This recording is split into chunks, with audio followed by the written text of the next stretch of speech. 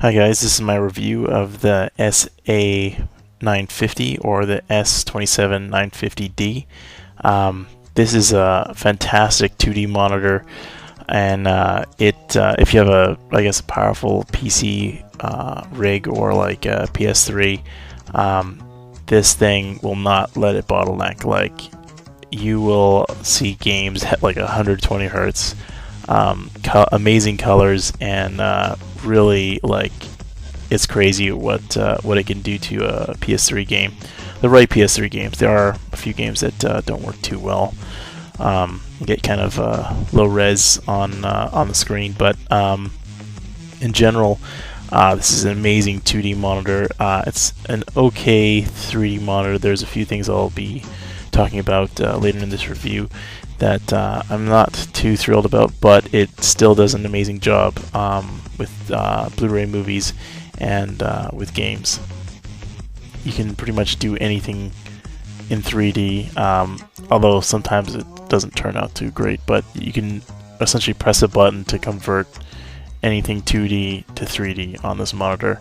It's not perfect, but it's kind of neat. And you can turn it off if you don't like it. You can just use it strictly as a 2D monitor. I think some people have been worried about PS3 games, and I find that it really depends on the game. Some games don't look too good. Avatar, for one of them, doesn't look the greatest, and it's running at 1080p as well. I guess it doesn't look the greatest in the first place, but this game actually also does 3D, but the 3D is not. It was like first gen 3D stuff, so it's actually doesn't. Game doesn't look too good in 3D compared to Crysis, though. Crysis 2 looks a lot better in 3D, although it still has its problems. I find, certain PS3 games look blurry, and it doesn't deal with like 1080p or 1080i very well, or 720p. But some games do. Like, the fidelity is just amazing on the screen, but it's per game basis, I find, for the PS3 games anyway. Modern Warfare, the game runs, I think, at like 100. It feels like it's running at 120 hertz because it goes fast, like very fast, faster than normal. I think you don't really get to see how fast it runs because right now I'm recording it at 29.9 frames. Your eyes, you see it at 120, and it's like hyper realistic fast. But yeah, you don't see this in the video, unfortunately. This is running, I think, at 720p, and it still looks good, even though it's not running at 1080p, which I thought was kind of worrying me, I guess, when I was first playing it. Like, this is only going to be running at 720. But it actually runs really well. But not all PS3 games run well at 720p. I'm not too sure why some PS3 games look blurry and use like downsampled textures, and then some look like friggin' amazing. I blame the games and the developer for not supporting high definition, but I don't actually know why. This is now Medal of Honor on PC, so this is running at 1920 by 1080 at 120 hertz max settings. So this is flying. Like, again, you guys, I don't know if I can translate how fast this is going because I only recorded it at 30 frames. So I don't know if it'll translate onto YouTube, but I'll do some tests and I'll see if I can actually just post like high resolution fast frame video of the screen, but I don't know if I can. I think I found in general that the PC looks a lot better on this monitor than the console games. I think consoles are beginning to show their age, unfortunately. And you can see it in the games. Like, PC games definitely by far look a lot better and fully utilize the 120 hertz speed. So Blu-rays on the PC look amazing. Like, I noticed details that I haven't noticed even on my console. But yeah, Blu-rays look amazing. through the PC or through the PS3. Games look amazing in 2D on this monitor. In 3D, I don't know. I have to figure out how to get that TriDef software working perfectly. It works, kind of works. The 2D to 3D conversion is fun, although sometimes it gets a little weird, but it works in general. I find can't get 3D Blu-ray to work on my computer. I don't know what I'm doing wrong. Although 3D Blu-ray on the PS3 looks perfect, like perfect. I think some 3D games on the PS3 look kind of funny, but mostly they look good, like Wipeout HD and Crysis look fairly good. I'm going to try to show you some of the ghosting that happens on the PC using Left 4 Dead as an example.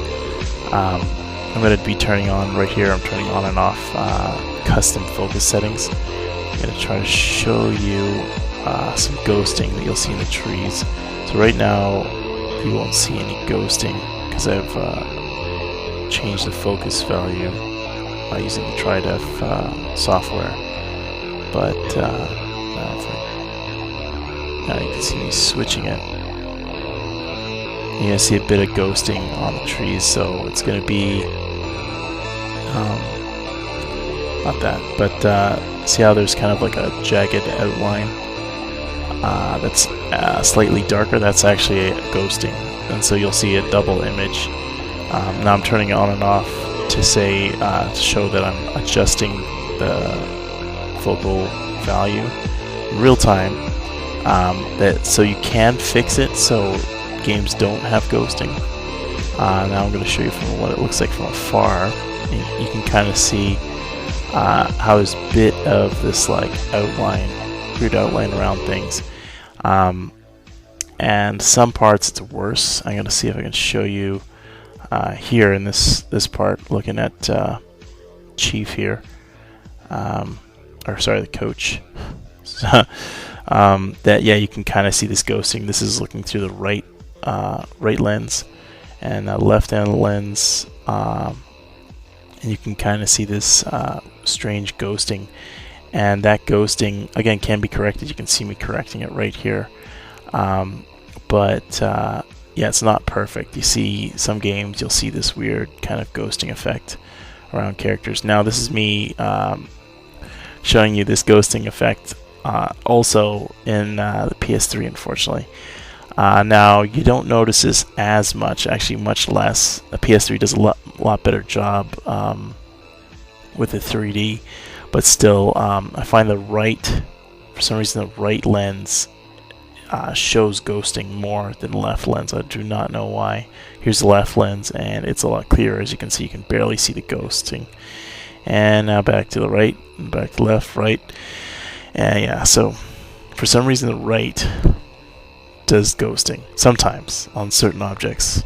You can see it worse, but I find when I'm playing the game I don't really notice it, but just to be a nitpicky kind of guy, the right lens, I don't know why it does that ghosting, and the left lens you don't really notice it, but whatever. But yeah, this is my attempt to try to show you guys this weird ghosting that kind of happens. So just to wrap up, I'm just going to show you some screens. So this is from the screen, just videotaping the screen. It's photo accuracy is amazing. Not that I didn't take these photos, but I guess the one thing I don't like about the monitor is that the edge lighting.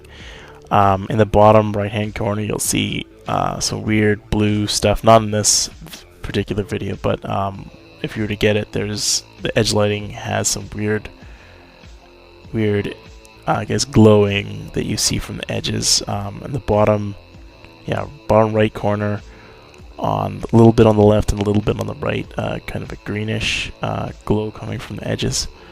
Yeah, I think other than that, it works pretty well with the PS3, and it's crazy skinny. It comes with some pretty slick glasses, and you don't really notice the flicker, like barely notice the flicker. It goes so fast.